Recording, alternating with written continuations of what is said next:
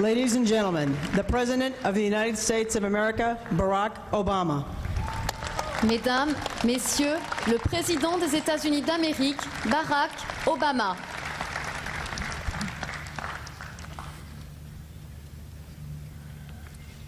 President Hollande, the people of France, friends, family, our veterans. If prayer were made of sound, the skies over England that night would have deafened the world.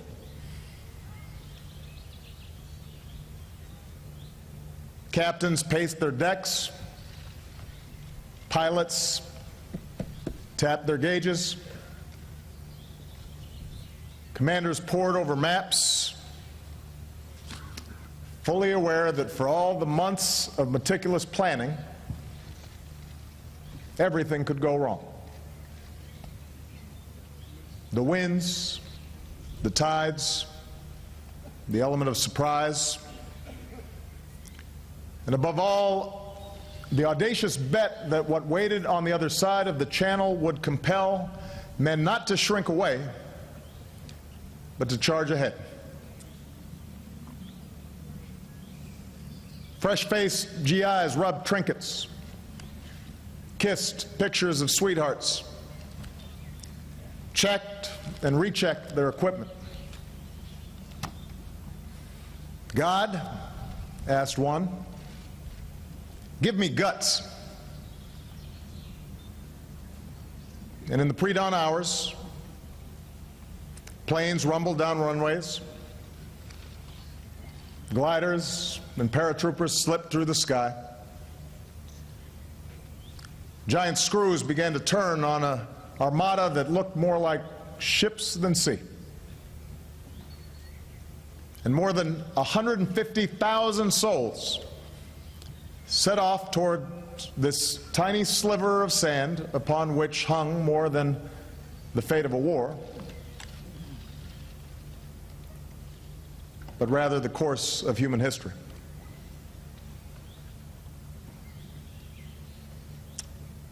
President Hollande, distinguished guests, I am honored to return here today to pay tribute to the men and women of a generation who defied every danger. Among them are veterans of D-Day. And gentlemen, we are truly humbled by your presence here today.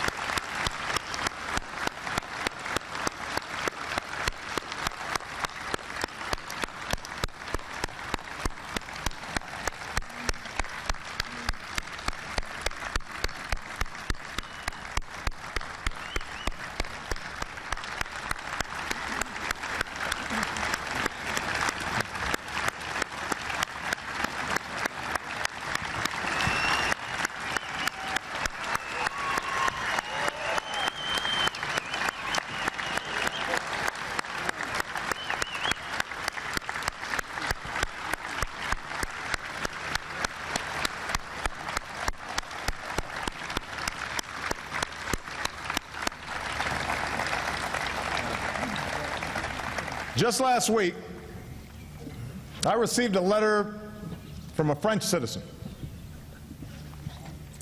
Dear Mr. President and the American people, he wrote, we are honored to welcome you, to thank you again for all the pain and efforts of the American people and others in our common struggle for freedom.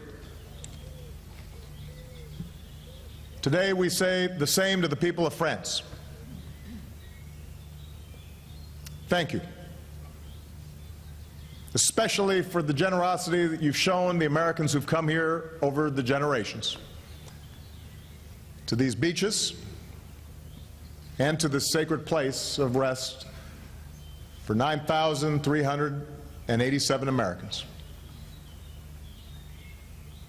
At the end of the war, when our ships set off for America filled with our fallen,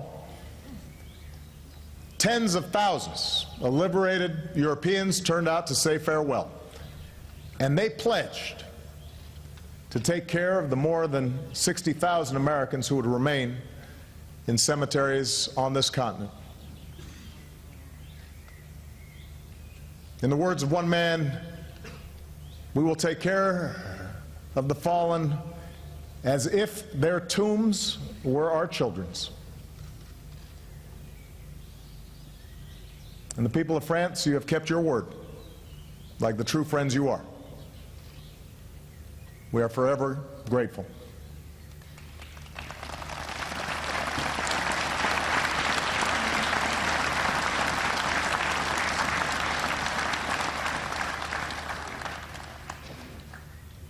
Here, we don't just commemorate victory, as proud of that victory as we are.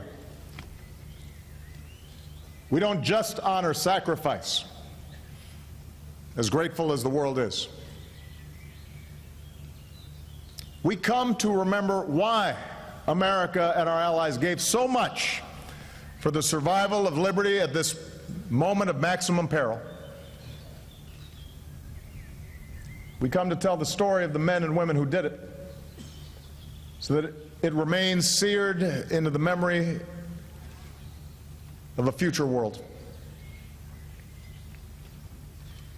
We tell this story for the old soldiers who pulled themselves a little straighter today to salute brothers who never made it home.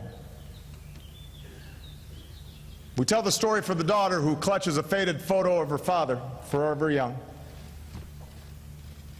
For the child who runs his fingers over colorful ribbons he knows signify something of great consequence, even if he doesn't yet fully understand why. We tell this story to bear what witness we can to what happened when the boys from America reached Omaha Beach. By daybreak, blood soaked the water. Bombs broke the sky.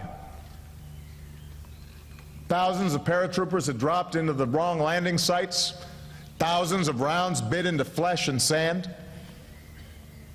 Entire companies worth of men fell in minutes. Hell's Beach had earned its name. By 8:30 a.m., General Omar Bradley expected our troops to be a mile inland. 6 hours after the landings, he wrote, we held only 10 yards of beach. In this age of instant commentary, the invasion would have swiftly and roundly been declared, as it was by one officer, a debacle. But such a race to judgment would not have taken into account the courage of free men. Success may not come with rushing speed, President Roosevelt would say that night, but we shall return again and again. And paratroopers fought through the countryside to find one another.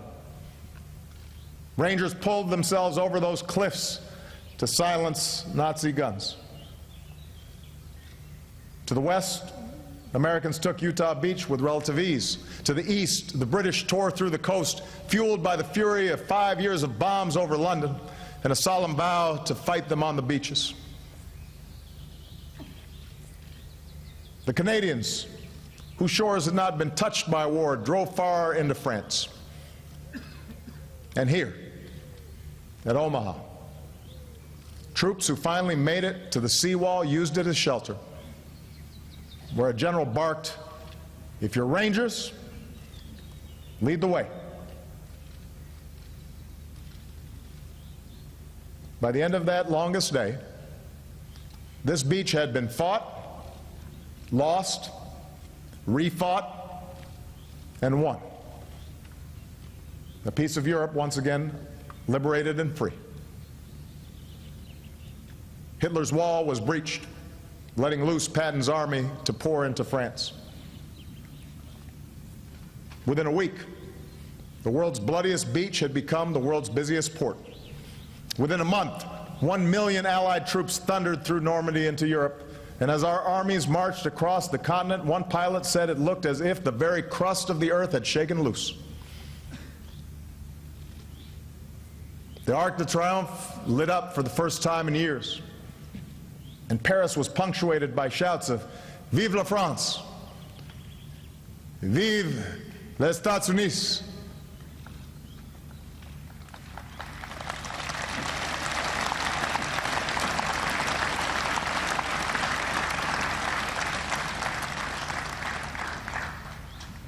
Of course, even as we gather here at Normandy, we remember that freedom's victory was also made possible by so many others who wore America's uniform. 2 years before he commanded armies, Eisenhower's troops sliced through North Africa. 3 times before D-Day, our GIs stormed the beaches at Sicily, Salerno, Anzio.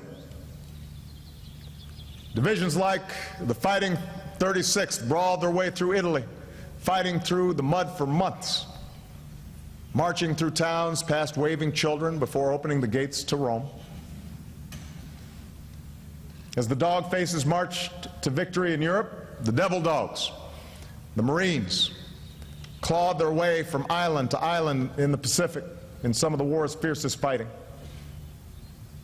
And back home, an army of women, including my grandmother, rolled up their sleeves to help build a mighty arsenal of democracy. But it was here, on these shores, that the tide was turned in that common struggle for freedom. What more powerful manifestation of America's commitment to human freedom than the sight of wave after wave after wave of young men boarding those boats to liberate people they had never met? We say it now as if it couldn't be any other way. But in the annals of history, the world had never seen anything like it. And when the war was won, we claimed no spoils of victory. We helped Europe rebuild. We claimed no land other than the earth where we buried those who gave their lives under our flag and where we stationed those who still serve under it.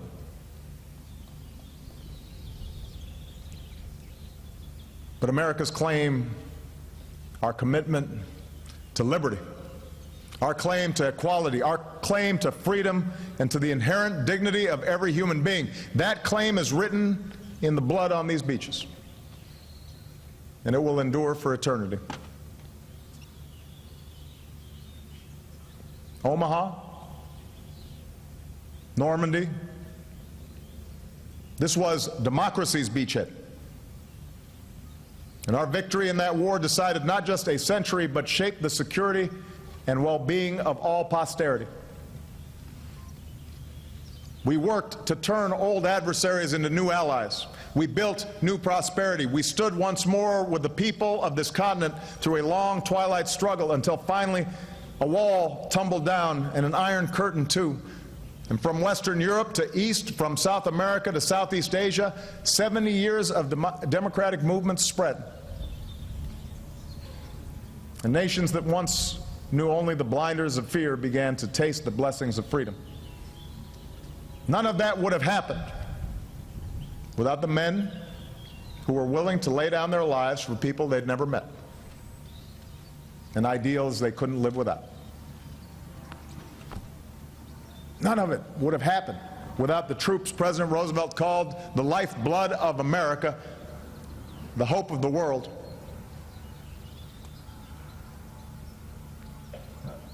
They left home barely more than boys, returned home heroes. But to their great credit, that is not how this generation carried itself. After the war, some put away their medals, were quiet about their service, moved on. Some, carrying shrapnel and scars, found that moving on was much harder. Many, like my grandfather, who served in Patton's army, lived a quiet life, trading one uniform and set of responsibilities for another, as a teacher or a salesman or a doctor or an engineer, a dad, a grandpa. Our country made sure millions of them earned a college education, opening up opportunity on an unprecedented scale. And they married those sweethearts and bought new homes and raised families and built businesses, lifting up the greatest middle class the world has ever known. And through it all, they were inspired, I suspect, by memories of fallen brothers. Memories that drove them to live their lives each day as best they possibly could. Whenever the world makes you cynical, stop and think of these men. Whenever you lose hope, stop and think of these men. Think of Wilson Caldwell, who was told he couldn't pilot a plane without a high school degree, so he decided to jump out of a plane instead. And he did here on D-Day with the 101st Airborne when he was just 16 years old. Think of Harry Kolkowitz, the Jewish son of Russian immigrants, who fudged his age at enlistment so he could join his friends in the fight. And don't worry, Harry, the statute of limitations has expired. Harry came ashore at Utah Beach on D-Day. And now that he's come back, we said he could have anything he wants for lunch today. He helped liberate this coast after all, but he said a hamburger would do fine. What's more American than that? Think of Rock Merritt, who saw a recruitment poster asking him if he was a man enough to be a paratrooper, so he signed up on the spot. And that decision landed him here on D-Day with the 508th Regiment, a unit that would suffer heavy casualties. And 70 years later, it's said that all across Fort Bragg, they know Rock. Not just for his exploits on D-Day or his 35 years in the Army, but because 91-year-old Rock Merritt still spends his time speaking to the young men and women of today's Army and still bleeds OD green for his 82nd Airborne. Whenever the world makes you cynical, whenever you doubt that courage and goodness is possible, stop and think of these men. Wilson and Harry and Rock, they are here today. And although I know we already gave them a rousing round of applause, along with all our veterans of D-Day, if you can stand, please stand. If not, please raise your hand. Let us recognize your service once more. These men waged war so that we might know peace. They sacrificed so that we might be free. They fought in hopes of a day when we no longer need to fight. We are grateful to them.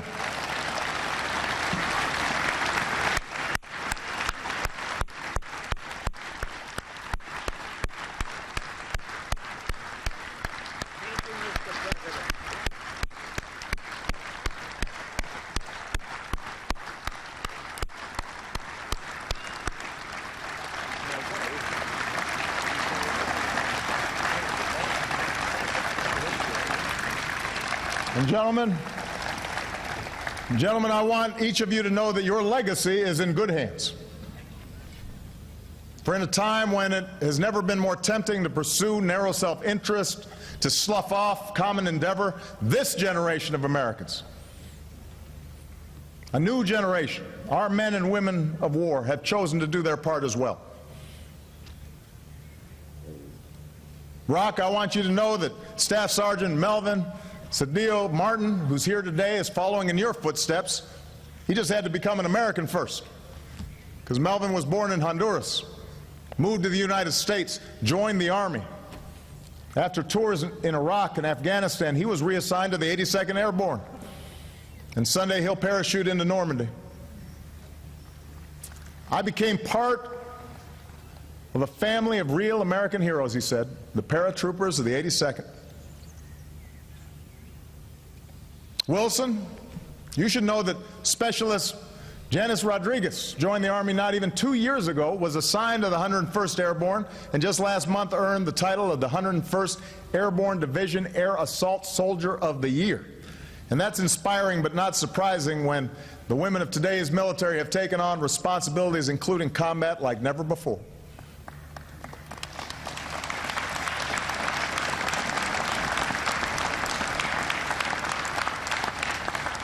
I want each of you to know that their commitment to their fellow service members and veterans endures.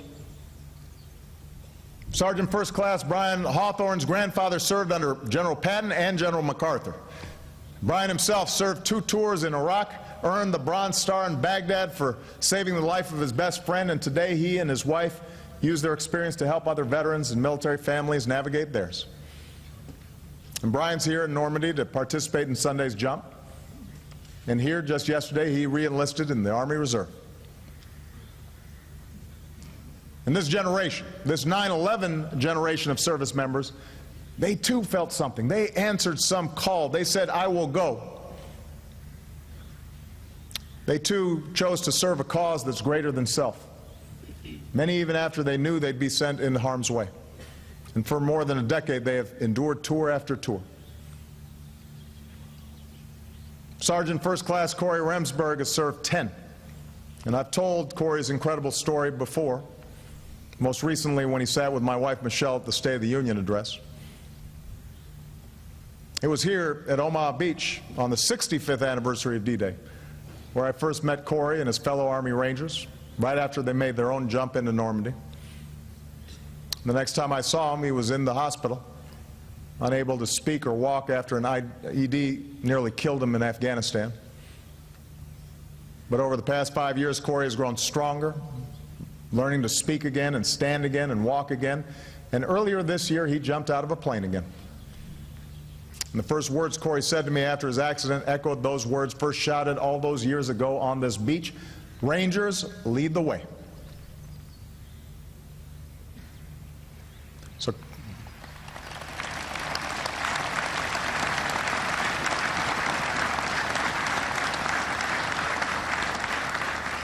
So Corey has come back today along with Melvin and Janice and Brian and many of their fellow active duty service members.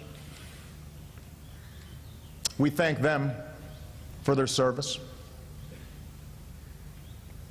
They are a reminder that the tradition represented by these gentlemen continues.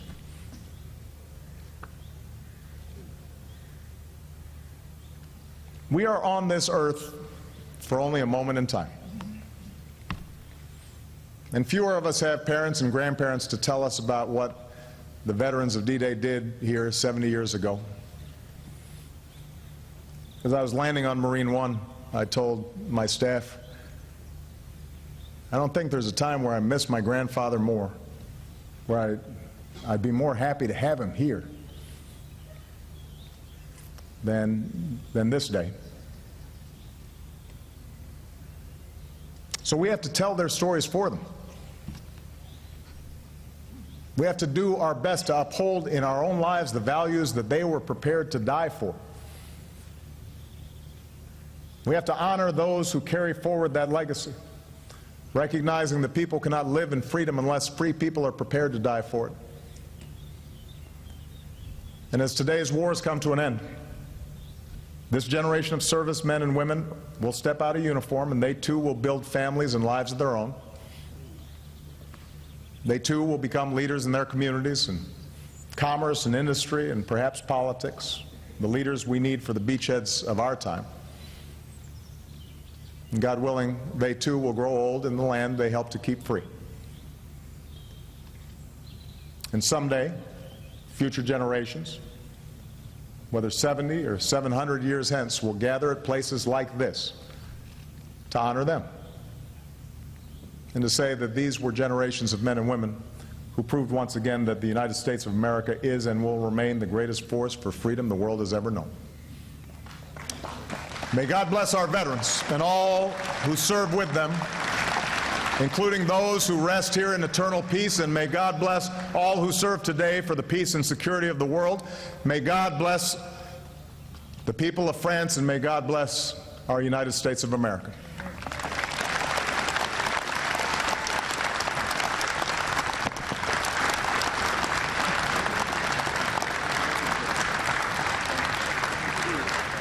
Thank you very much. Thank you. Thank you.